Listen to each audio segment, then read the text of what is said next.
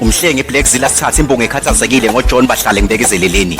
John vula igate nasi isitoko sikangawa bese uqhubeka umntwana umuntu ezinye zeyidog seyigciwe. UJohn makudlala esu yasina uMapuhla ufika nescheme bodali bekezelana usacinga isikhiyi igate lovuleka. John vula igate nasi isitoko sambali ngisibona ngivele ngewindi ngamakhelwane. Yena uzamile badla yize lethi isitoko sadifo ukhathazekile.